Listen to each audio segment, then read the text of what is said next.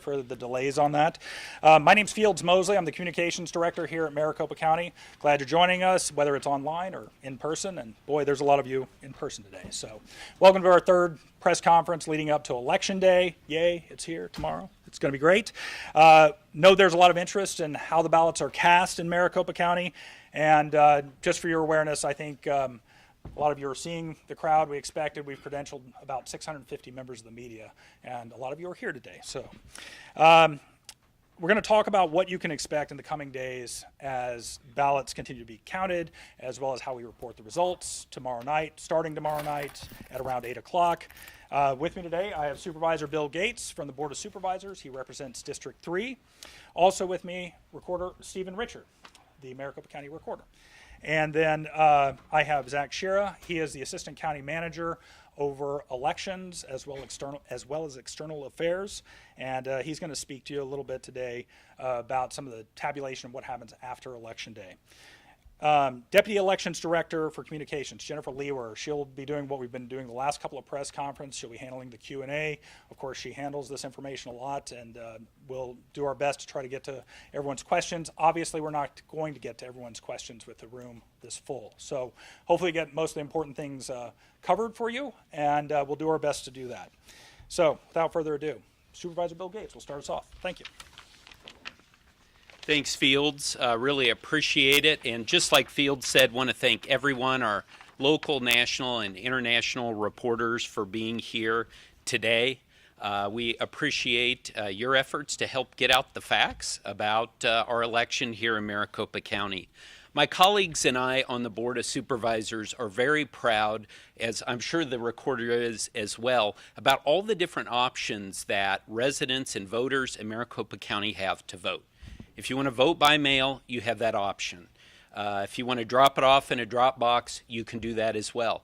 If you want to vote in person, you're able to do that 27 days straight before the election. And then finally, if you want to vote on Election Day, as I always like to say the old-fashioned way, you have that option as well. So we've done our part there. Now the second part is we understand that there are some out there who have questions about how our elections are run, and so it's very important to us that people have faith and confidence in how we run elections, and that's why we've tried to be as transparent as possible, holding these press conferences, getting information out there, putting it on our website. But then we're asking for something in return.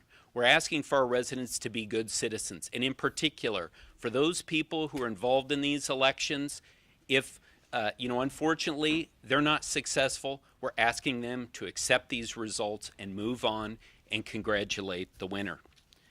Now, we are thrilled by the level of participation that we're seeing in this election.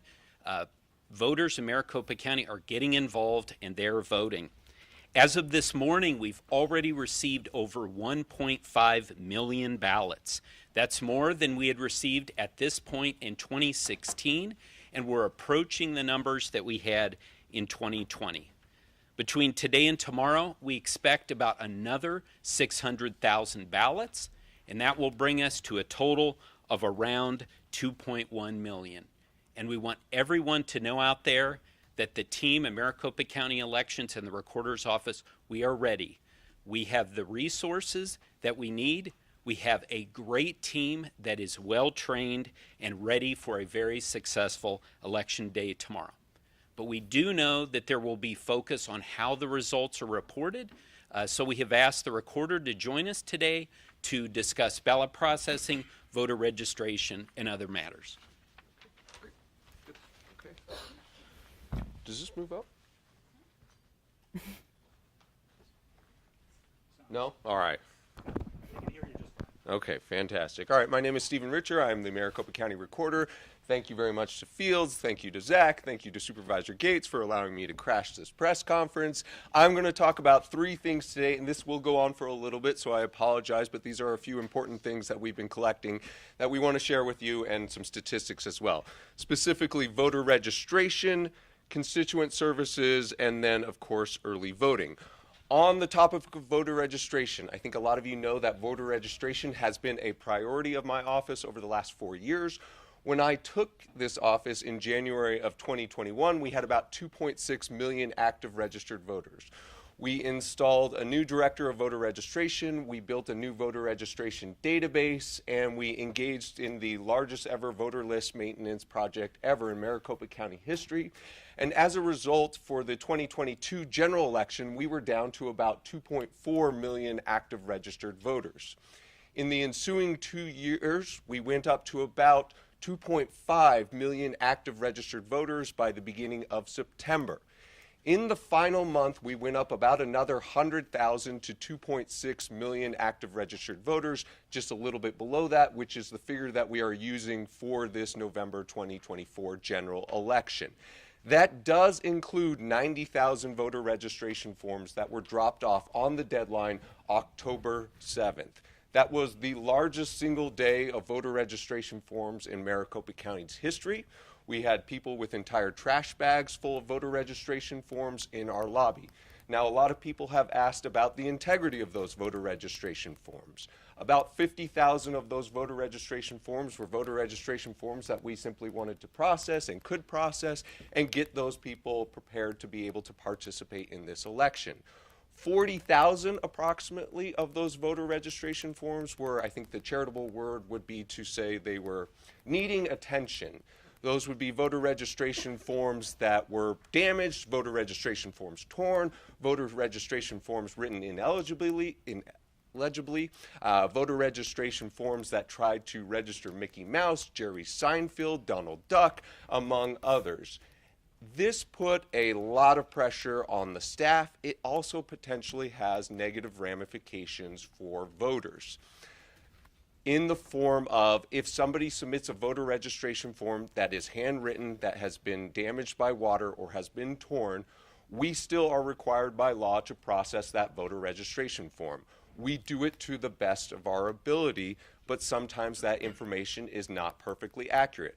Similarly, if somebody is working with a voter registration group and does not know that he or she has to provide documented proof of citizenship or documented proof of residence, then that person has to go into suspense. Now, the good news is that every single voter registrant who is lacking either information or it's unclear or hasn't provided documented proof of citizenship or documented proof of residency is mailed a letter to the address that we have on file for that registrant. And so we do alert registrants that they need to take some additional step in order to be off of suspense, in order to be fully registered, or in order to be able to fully vote a ballot. I will tell you that this has been a thorn in the side of county recorders throughout Arizona for many years, but it has picked up in recent years. Paper registration forms being done improperly or incompletely. This does include one of the groups that has made news in Pennsylvania, and it is a group that we have worked with before, and we have admonished them to please submit better voter registration forms, to please do more quality control. This is something that we have also discussed with the Maricopa County Attorney's Office. We are in a position to be able to handle and help as many of those voters, should they show up tomorrow, as possible. We have voter registration staff members in the command center. We also have a hotline going on right now in order to be able to repair any voter registration statuses that need to be repaired tomorrow. That being said, we are seeing a slightly higher percentage of provisional ballots. That number is still low. I think it's approximately 5,600 as of today, but that is something that we are paying attention to for tomorrow. All right, next topic is motor vehicle division issue. This is something that has continued to be in the news. Okay, so this was an issue that my office discovered about 2 months ago. We then worked with the Secretary of State, the Attorney General, and the Governor's office to figure out how to resolve that. That included me filing a lawsuit against Secretary Fontes, and we got a ruling from the Arizona Supreme Court. That ruling from the Arizona Supreme Court said, through no fault of any of the people currently in office, through no fault through any of the people who were registering, those voters have been affected and have not provided documented proof of citizenship as Arizona law contemplates. However, we are not supposed to do anything with those voters for the purpose of this election. So those voters will still in Maricopa County be able to vote a full ballot.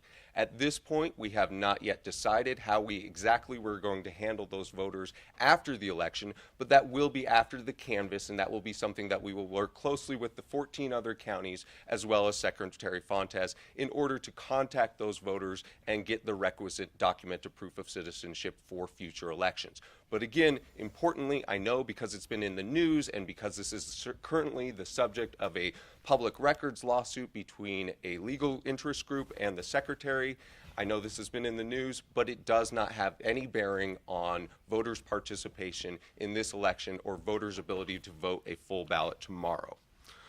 Okay, moving on to constituent services. In the past month, we have received approximately 24,000 emails to our general voter info inbox, and we have received about 88,000 calls to our call center during the month of October. This has ranged from anything to why my wife already received her mail ballot, when is my coming, to where do I show up to vote, to I spilled something on my ballot, can I request a new ballot, to what are the hours of operation at this voting location, to I need to provide documented proof of citizenship in order to be able to vote full ballot status, to I need to provide additional information such that I can get out of suspense status, and anything else that you can think of in terms of voter inquiries. The team has been amazing, and they have been working exceptionally long hours both in the call center and at the email, I guess at the computers, to answer those emails, and has gotten back to those. Regarding signature verification, we have already completed signature verification on approximately 1.4 million ballot packets. We have had at times over 150 people working on signature verification when we have made an all-hands call. That's in addition to the full-time but temporary staff that we have brought in who do signature verification for 9 hours every single day in the modular facilities that the board has built over the past 2 years. Of those approximately 1.4 million ballot packets, we have sent approximately 27,000 to curing so far. Now, what curing is that's the process by which we attempt to contact the voter if we cannot match the signature. So what we do is we send the signature and the 3 most recent signatures that we have on file to a trained first-level reviewer, whether Republican, Democrat, or Independent. That reviewer looks at it. If the reviewer doesn't like it, it goes to a manager immediately. If the reviewer does like it, it goes to an audit queue. If the manager also does not like the signature, then we engage in the curing process. Calls are going out not round the clock, because that would be a little rude if we called you at 1 a.m., but they're going from 8 a.m. to about 7 p.m. every single day in an effort to get in touch with those voters. We have cured about 15,000 so far out of that 27,000. We have until 5 calendar days after Election Day in order to cure as many of those as we can. And so please, if you can do something, we appreciate it if you can encourage people to go to beballotready.vote. beballotready.vote. They can see if their ballot has been received. They can see if their signature has been confirmed. They can also take steps to cure their ballot packet at beballotready.vote should they need to. Now, once signature verification is done, and once the ballot has been audited, only then does it come back into our MCTEC facility, and only then is this green envelope sliced open. At that point, it goes to what we call a ballot processing team. This is a bipartisan team of 2 workers who are taking the ballot out of the envelope. Now, this is the first stage in which really the 2-page ballot really comes into play. So as I think all of you know, this is the first time that Maricopa County has had a 2-page ballot since 2006. Since 2006, we have on average 79 contests. Now you might say, Stephen, we're all quite adept at taking letters out of envelopes. We've been doing it our entire lives. Why does it really matter if it's 1 page versus 2 pages? And I'm going to show you a little bit why it matters. When we take a ballot packet out of the envelope, we have to do a number of things. First, we have to make sure that there are, in fact, 2. and that there's a page 1 of 2 and a page 2 of 2. This is important for the integrity of the process. This is why we don't just simply send these ahead to tabulation as soon as we receive them, because somebody could have hypothetically put 2 page 1 ballots in there and you don't get to vote for president twice. We also have to make sure that this little number right up here matches the number that is on the ballot envelope, to make sure that it's the right style, to make sure that you didn't show up to a ballot party, you received your friend's ballot from Mesa, but actually you live in Phoenix and you returned the wrong ballot style. Or, believe it or not, you return a ballot style from a previous election. Yes, we do have people who will send back ballots from the primary or even from the 2022 election in this envelope. So that's something that we're looking at. Also, if those of you who remember, I'm a Diet Coke addict, so if you remember in the 1990s when we went to a vending machine and you had to get a crisp dollar bill, or you had to flatten it out in order such that it could go through the vending machine and then you can get your Coke. Similarly too with the tabulators. So we have to make sure that these are not damaged. We have to make sure that there's no gum on it. We have to make sure that there's no tear on it. We have to make sure that there's no other mysterious substance on it that would interfere with tabulation. So we're doing all that, getting them both ready, and obviously instead of having 1, we're having 2 in every ballot packet, and then we are documenting it. Now, a lot of people ask about chain of custody in the Maricopa County elections process. This is where chain of custody happens. So any single time that we take an action with a ballot that comes in a return ballot packet, we are marking it on this log. Meaning that if it enters a tray and it enters ballot processing as 200 packets, and therefore we think 400 ballots, and then it leaves the room as something other than 400 ballots, then we know exactly why that was done and we know where it has gone to. So for instance, if you have one that has a big tear in it and can't be tabulated, then we will mark that as a duplication, we will mark this on this sheet, and we will send it ahead to a different place in order to be duplicated by a bipartisan team. Now, in terms of raw numbers, as of early this morning, we were around 2.2 million ballots processed and sent ahead to tabulation. So translate this. That means we are around approximately 1.1 to 1.2 million voters that we have sent ahead to the board in order for tabulation to happen on those ballots. So 2.2 approximately million ballots, but that translates to roughly 1.1 to 1.2 million voters. I anticipate that we will have approximately another 500,000 ballots processed in order for the board's results that they will put out on Wednesday. And we currently have 159 boards currently operating. So over the past 3 weeks, we have been spending long time doing the voter registration work, doing the signature verification work, and we are now round-the-clock ballot processing. We are running 3 shifts, one from 7:30 a.m. to 4:30 p.m., one from 5 p.m. until midnight, and one from midnight until 6 a.m. That last one has been, it has been my privilege to oversee that one, and it's democracy after dark if any of you should wish to participate in the future. We have 159 boards currently operating. By boards, I mean a bipartisan team of 2 workers. In 2022, we had 65 boards, and in 2020, we had about 70 boards.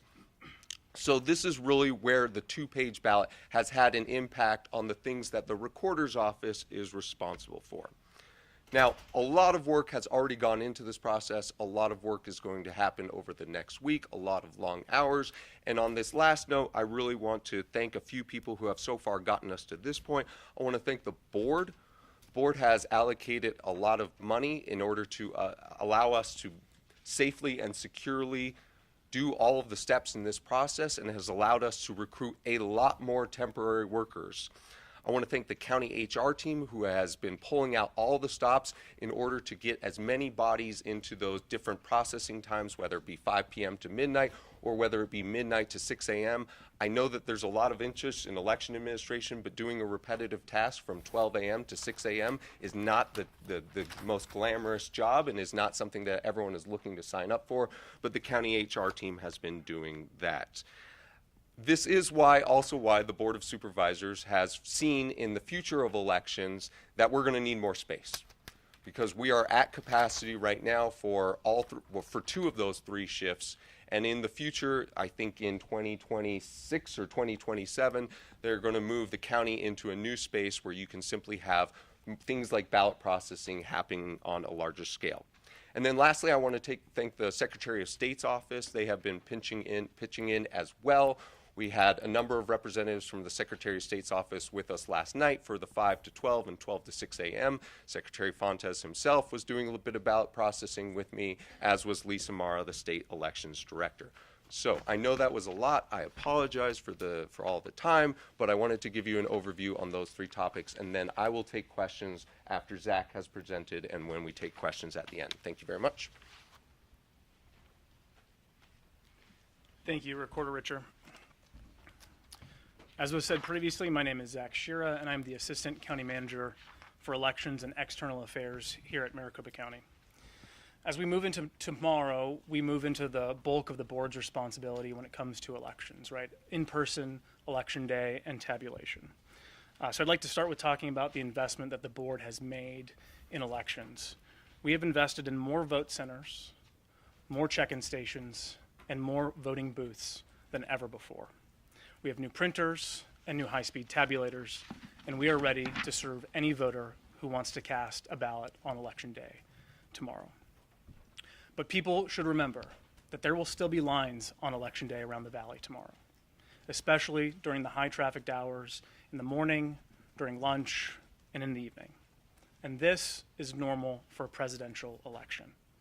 And with a longer two-page ballot, we expect it'll take folks a bit longer to fill that out in the vote center and to feed it into the tabulator.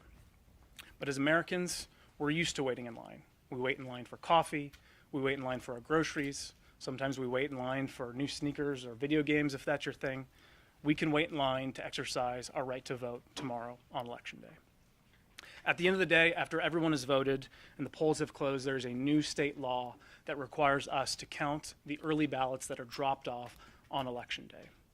We are happy to comply with this new law, but this will delay the time it takes for vote centers to close up and for us to get those election day results on memory cards back to our central counting facility at McTech.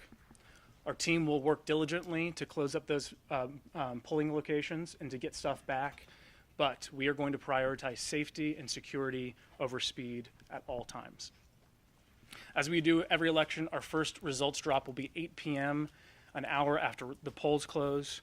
We expect this will be between 70 and 75% of the early ballots that we have received to date. Additional results will be reported throughout the night, and those will be the in-person votes that we tabulate at our vote centers.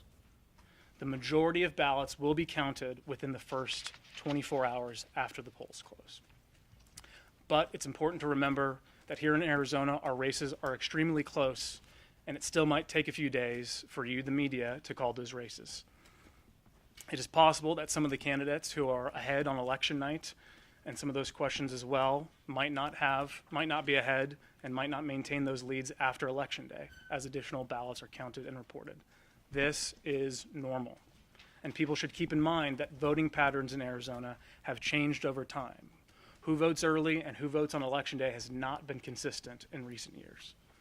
So we ask you to be patient. Let us do our job, and we will be transparent about what we have done and what we have left to do. We will work hand in hand with the recorder's team as they verify signatures, process early ballots, and then we will get them tabulated and reported to you all. After election day, results will be released daily. We plan for that likely to be around the 7 p.m. hour, but we will be sending out information about when you can expect those posts after we get through tomorrow.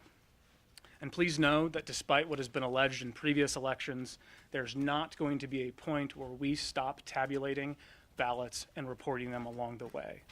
We will be working long days and long nights for the week ahead. As for misinformation on election day, we will not be playing whack-a-mole. But what we will be taking very seriously is any misinformation that impacts a voter's ability to vote a ballot. That misinformation we will be very aggressive in reporting. We want everybody to have the correct information so that they may participate tomorrow if they'd like to. I'll close out with this. We've hired 4,000 temporary election workers to facilitate the 2024 general election. These are your neighbors, these are your friends, these are people you go to church or see at your grocery store. I promise you that they want your vote to count and they want things to be facilitated fairly.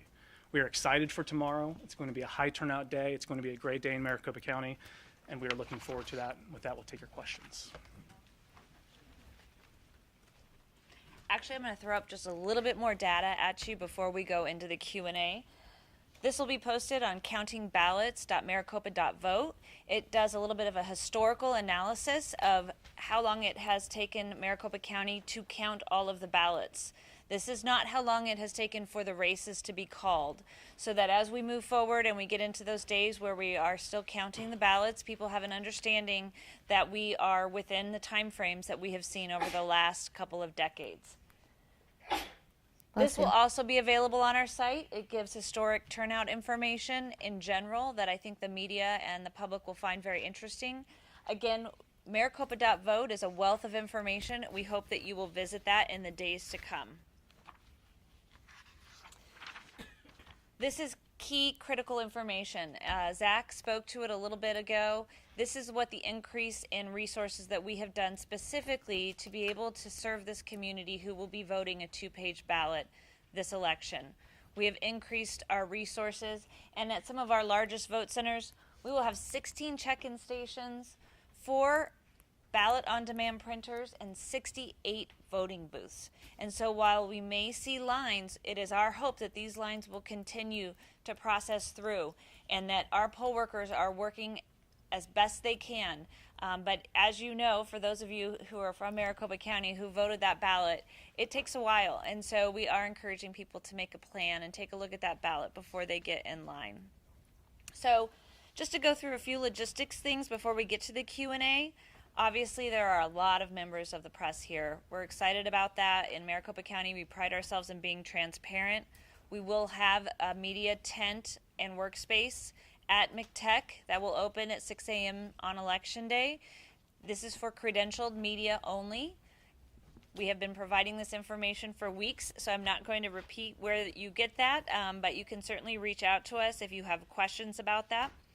We hope to hold daily press conferences at McTech. There are a lot of you here, so we're going to have to take a look at the logistics to determine where we can best answer all of your questions. And an exciting new thing that we're going to be launching is a new blog, and it will be at justthefacts.vote. This blog will be updated in real time throughout, it's actually up right now, throughout Election Day and in the days moving forward. It will have things like how many check-ins we've seen at a vote center. It will explain what the ballots that have been released that night, what do they look like, how many did that include. It will be able to give the community specific facts about Maricopa County elections, because as we know, there's going to be a lot of information out there for the public. We want people to go to trusted sources. JustTheFacts.vote is going to be a trusted source, and we hope that as journalists and for those of you who are watching online, that you will take the time so that we can process and administer this election without a large amount of distraction by misinformation that is being spread. So here is how we are going to do our Q&A. We did this before, probably 2 questions per person. We have microphones. We're streaming live. So please, we will raise your hand. I'm going to try to get as many as we can. We have a microphone on both sides of the room. 2 questions, identify yourself and your outlet. And then I'm actually, because we've got a mix of a lot of people up here, I'm going to try to figure out the best person to answer that question. You may think it's one person, but I'm going to call somebody up if it's a different person. So we are going to start here with Jeremy. Get him the microphone, please. Thank you.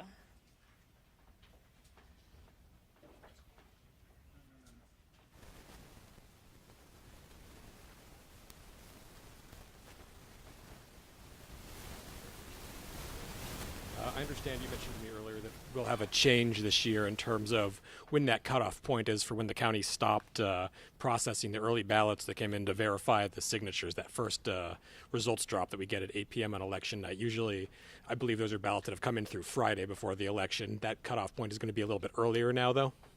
So I'm going to bring up the recorder to talk about what we can see in that 8 o'clock drop. We will. So, thank you for the question, Jeremy. We will get to the board as many as we can. For the tabulation purposes, I think the cutoff for that was Monday this morning, and that included, like I said, about 2.2 million pages, and that translates to about 1.1 to 1.2 million registered voters that we have already done signature verification and ballot processing for. And then we are going to continue processing any early ballots that we've already done signature verification for, and those will be in the Wednesday results, which I think will be a little more robust than it has been in past years. Robust. Because there have just been more that have been in that time period, and that will not be reported at 8 p.m. on election night, but it will be available for reporting on Wednesday. Okay, and specifically, what is that time period for the? That is through as many as we can get to. So I don't know exactly what that translates into in terms of when somebody dropped off their ballot. But it won't necessarily cover all ballots that came in through Friday, though? We have about 1.5 million right now in our possession, and no, that will be about 1.1 to 1.2. Okay.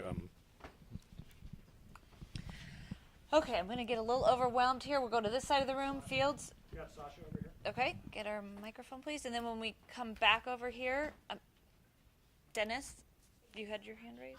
No? Okay.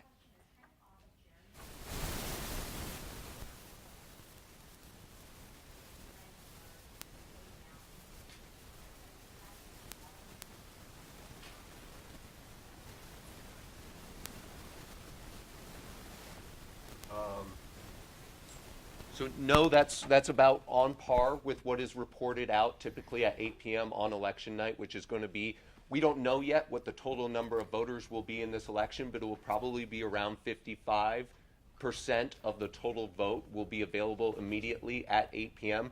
Now, it is taking longer, each ballot packet, and that is why we have more boards, and that is why we have these overnight shifts as we have not had in the past. But it's consistent with what we've seen in the past from Maricopa County for the 2022-2020. Now, in terms of raw numbers, it is still more because we just will have more voters than, for instance, we had in 2022, when we had about 1.3 million voters. And so the cutoff basically for if I'm a voter and I know that my ballot was received by your office on Friday, should I expect then that my ballot is going to be included in that first round? Do you get what I'm getting at? Will it be signature verified? Yes, it will be signature verified if you've dropped it off by Friday. I don't know if that will be processed and included for the 8 p.m. Tuesday night results. If it's not, then it would be in the Wednesday night results. Okay, and then my second question is on the MVD glitch, and I'm sorry, Stephen, I'm going to pick on you again on this one.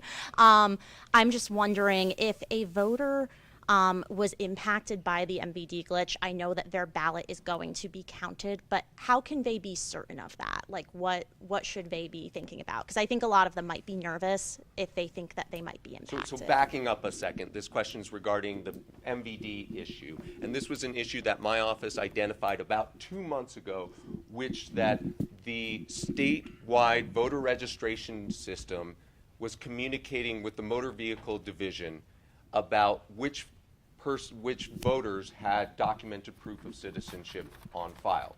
We found out that there were some the MVD was reporting as having documented proof of citizenship on file, when in fact they did not have documented proof of citizenship on file because they moved to Arizona and they got a driver's license prior to 1996, when you were not required to provide documented proof of citizenship on file. However, they got a duplicate license after 1996.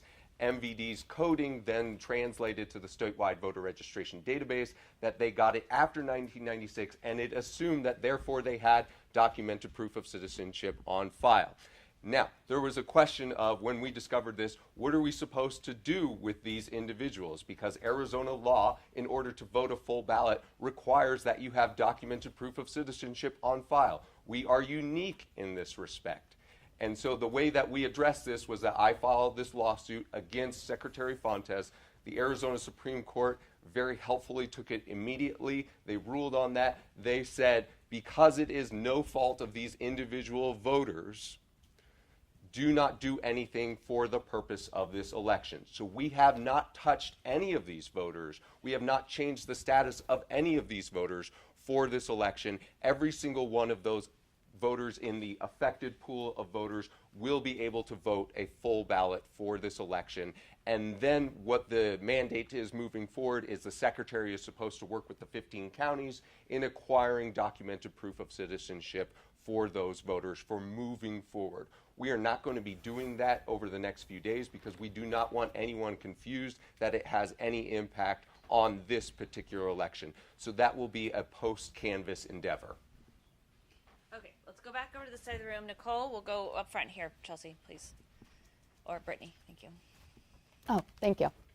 Nicole Grigg, ABC15. I just want to clarify these numbers. So you've already counted 2.2 million pages? I'm going to do a little bit of a clarification. So you have processing and you have tabulation. The Right. numbers that the recorder reported were the number of pages that have been gone through ballot processing. Okay. Okay? Okay. So if on average, and we're finding that about 98% of the voters are returning both of their pages, the number of pages that they have processed, divide that in half, and that's the number of voters. Here's my question. Are you far behind on processing the ballots right now?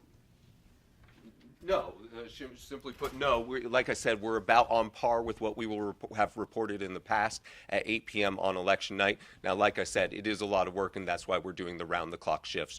But no, it will be approximately 55% of the eventual results will be available at 8 p.m. on election night, which is on par with what Maricopa County has done in the past. Shouldn't you be more around 3 million right now, though? Shouldn't we be more? If you have 1.5, wouldn't that be 3 million pages? Well, we would love to process all of them as quickly as Because it's possible, the but cheapest. it's consistent with where we've been in the past. Okay. And so for instance, if we receive something today, it's an early ballot, but we're obviously not going to have that signature verified in ballot process in time for it to be reported as for tomorrow's results. And Zach mentioned it will be about 75% of the early ballots that we've received is what will be reported out at 8 p.m., which typically, and is in line with previous years, is about 55% of the total turnout that we see in Maricopa County. Lots of numbers, very confusing. Let's go back over to this side, Fields. Hi, Caroline Bargut with Canadian Broadcasting Corporation. How concerned are you about security and about threats and disinformation? Okay, I'm going to bring up the sheriff to just give a couple of comments on that. Thank you. Yeah, good afternoon, and I know most of you were here earlier in the week. Our posture hasn't changed, reference election security. I know that's one of the key topics that we're looking not only in Maricopa County, but throughout the nation. We have partnered and planned with all the law enforcement in the Valley to include our state and federal partners. We've been planning lists like any major security event. Obviously, we are on high alert for anything that's threat-related, comes through electronic media, but also the premises or the footprint relative to the polling places and the tabulation center. We will have a lot of resources out there, a lot of staff, a lot of equipment relative, and again, this is no different than a major event that any law enforcement plans for. It's unfortunate that it has to be elections security related, but since 2020, most of you have seen the dynamic change with what we do with the tabulation center, but also the law enforcement in the Valley that will be involved in this process to ensure safety and security for our community, for the workers that are involved in this, and to make sure that the democracy is upheld and we get those ballots back over to McTech. So our posture will be stood up as far as election for weeks on end if needed. We will adjust accordingly as the environment and situation dictates, We will also be looking and monitoring anything related to threats, electronic media, whether it's in this country or outside of this country, and the public will be partnered with us on that to bring things to our attention as needed. But Elections has done a great job with the staff to get them trained. So at polling places, there's several layers of security involving those staff members that will diffuse any disturbances. If it has to rise to the level of law enforcement being involved, we are all at the ready throughout the valley. I actually had a call with the DPS director today, Secretary of State, and even our federal partners out there that are willing to support as needed, especially in Maricopa County. So we're here, and our prosecutors are behind us as needed if there is criminal activity. So at this point, we've had a few threats throughout the cycle, and this even dates back, into the primary side, mainly related to people, and it's unfortunate, public servants just trying to serve their community and do their job. And obviously, any election workers, we're very vigilant of that. They've been nominal, but as we've seen in previous cycles, typically a lot of that will be as the results pull out, and unfortunately the polarization that starts to happen. So all we ask is that, again, that people hopefully do not cross a line. There's a difference between First Amendment freedom of speech and committing a crime. And in Maricopa County, it will be zero tolerance on anything related to criminal activity. We will take the necessary action, and our prosecutorial agencies are behind us to make sure that we set the line and the tone. And just as a point of, we did do a press conference that was about a lot of security issues last Tuesday. That is on the YouTube page. You guys are welcome to log on, and the sheriff provided some wonderful comments specifically about that. Chris. Hi. Two things. First, Wait, let's get you the microphone real quick. Hi there, Chris Van Cleve from CBS News. Thanks, everybody. I wanted to ask first about the additional levels of sort of a ballot security, for lack of a better word, that have been added this year, and how that either changes what you do or lengthens the process, just to get a better understanding of that. And then I have a question for the sheriff. So specifically, what do you mean by ballot security? The needing to count certain the mail-ins that are dropped off the day of. And then for our audience that doesn't live here, understanding the signature verification a little bit better as to part of the reason why it takes days to count all these ballots. Do you want me to hit on that real quick? So we do have new legislation, and at the closing of Election Day, poll workers will have to count the affidavit envelopes that are dropped off on Election Day as part of their closing process in Maricopa County. In Arizona, we have until 7 p.m. to take possession of a ballot in order for it to be count in the election. And so that new legislation is simply the counting of the envelopes. We're not actually hand counting votes. Once those envelopes have been counted, the other breakdown procedures have been done, then those envelopes, along with the memory cards that have been in the tabulators that are on site, are transferred to McTech, where we upload the Election Day results, which are on the memory cards. I know it's a little confusing, so if I'm not being super clear, let me know. Second, in Arizona, we do require that you show ID to vote.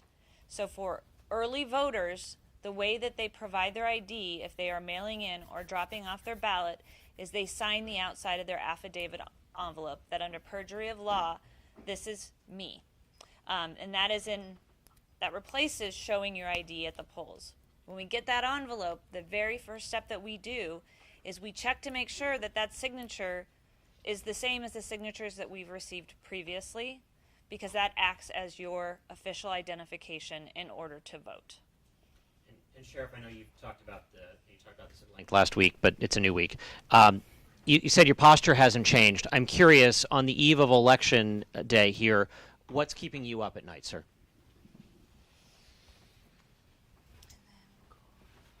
Well, I'll have to say, as a head of a public safety agency, there's a lot that keeps me awake throughout the entire year. Obviously, we're keen for the safety of not only our public servants out there, but our community at large. So we continue to prepare for everything. We can't necessarily predict everything. And again, the level of training, the level of practice that we've had with this is not new to Maricopa County. Some other jurisdictions that might see the eve of this happening throughout the valley. it's not keeping me up. I just want to make sure that we're prepared. We have the staffing and resources, and that's something that we've been planning the entire year to make sure that we have. We will continue to evaluate. This is a fluid thing like anything else. How long this detail lasts, how many resources, where the activity may be for the need of public safety. We will continue to evaluate that, and we will stay stood up and vigilant to make sure that we address that, because the last thing our community needs to be is scared to go out and vote. The last thing our officials and people working the elections need to be is in fear of this. We do not live in fear. We live in the greatest democracy in the nation, and we should be standing tall and working together and respecting each other's community members. And so that's probably what keeps me up, is the fact that we've seen this divide, we've seen this problem throughout the nation. Hopefully 2024 will set a different precedence, that Maricopa County isn't in the spotlight, and that our nation starts looking at the need for respect to each other and the respect to this process, so that we have this leadership moving forward. And what I might do is pivot a little bit and do one question, because there are a lot of you. Over here, Gabriel. Associated Press.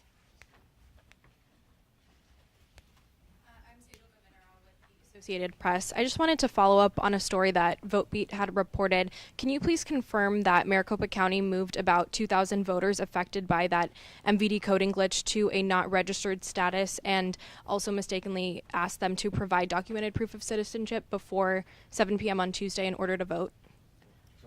Yes, the recorder will be able to answer that question.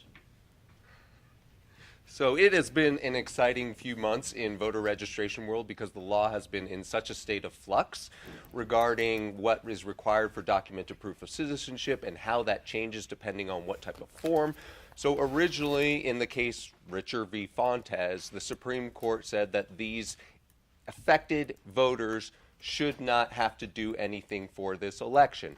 However, the guidance that was provided out through the state originally said if those affected voters submit a new voter registration form, then you still have to process that as any other voter registration form, and part of that would be running a check with the Motor Vehicle Division to determine if the registrant has documented proof of citizenship on file. Those people do not have documented proof of citizenship on file, and we learned that. However, later that guidance changed and said even if those affected voters submit a new voter registration form after the Supreme Court's ruling, then they should still be grandfathered in. And so what we did was, for the 2,000 people who were in that affected pool who submitted a voter registration form lacking DPOC during the first guidance period, we then went back and we restored those 2,000 voters to full status, consistent with the new guidance on how to follow that Richer v. Fontes Supreme Court ruling. Okay, we're going to come over here, actually. We will, Alex.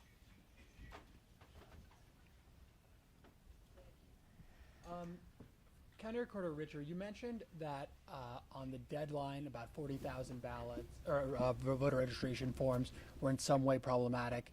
You mentioned that they were in some way connected to a problem in Pennsylvania. Can you confirm that that company that you're referring to is Field Plus Media Corp? Can you tell me how many of those 40,000 voter registration forms were from Field Plus Media Corp? And can you tell me how many problematic voter registration forms that company, if it is indeed that company, have submitted, not just on the deadline, but overall this cycle? Yep. So yes, that is Field Corps. Yes, this is a group that we have alerted in the past that we have been not wholly satisfied with the voter registration forms that have been submitted. Yes, we have discussed this with the Maricopa County Attorney's Office. Yes, they played a significant role in the 90,000 forms that were dropped off on the voter registration deadline on October 7th. No, I do not have the specific number for exactly how many of those forms were from Field Corps. Now, again, I will remind you that any single form that is processed that puts a voter into suspense status or where the voter has incomplete information, we have to, by law, still process that form, and we have to, by law, send a letter to the affected voter at the best address that we have, alerting the voter that he or she needs to take certain steps or provide certain documentation in order to be fully registered. And so when I talked about some of our constituent services work and some of the inbound calls, oftentimes those inbound calls and those inbound emails will be people providing documented proof of residency, documented proof of citizenship, or even just a address that got translated incorrectly on the handwritten paper registration form.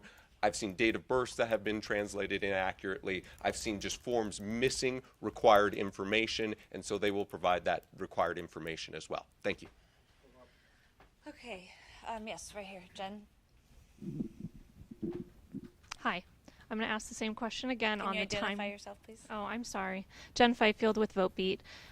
For the recorder, just on the timing of the release, 75 to 80% doesn't sound like 100%, which is what I'm used to hearing as of Friday. All of these have been counted. All of these are through the system. That sounds like fewer. You said you're delayed. Can you elaborate any more? I'm happy to elaborate. We consistently receive early ballots. We received a lot of early ballots this weekend. We received a lot of early ballots by Monday. I do not have the exact breakdown of when we received each one of those early ballots. As you know, even early ballots that are cast at a voting location after somebody has shown identification still have to go to ballot signature verification, still have to be audited, still have to go to ballot processing. I give you the raw numbers, which is that we've processed about 2.2 million pages, and that translates to about 1.1 to 1.2 million voters. This does take a lot more time for the reason that I mentioned previously. That is consistent with percentage-wise where Maricopa County has been in past elections, and I think that we will be consistent in terms of finishing the count where Maricopa County has been in the past. I know that when I won my race in 2020, it was 8 days after Tuesday Election Day when that became something of a certainty. We all hope that people will not be in suspense for that long. Suspense being a very different term than the suspense term I just talked about in the voter registration context, but we hope to move as fast as we can. However, we know that Maricopa County will be the subject of litigation, post-election litigation. We know that people care about every single part of this process that they might not care about in the context of Utah or California. So we will not cut corners on signature verification. There will be no skipping of an audit queue. We will not cut corners on documenting ballot chain of custody when we do ballot processing. The board is not going to cut corners when it comes to adjudication or ballot duplication. And so we will move through that as thoroughly and as accurately while still doing it as fast as possible. Over here in the black. Firstly, congratulations on all the great work. I'm a journalist from Estonia. This is really like mind-blowing how you guys operate. As a neighboring country with Russia, I want to address a question to Supervisor Bill Gates. Just what's at stake here? Why should Europeans really care about the democratic integrity of American elections? Thank you.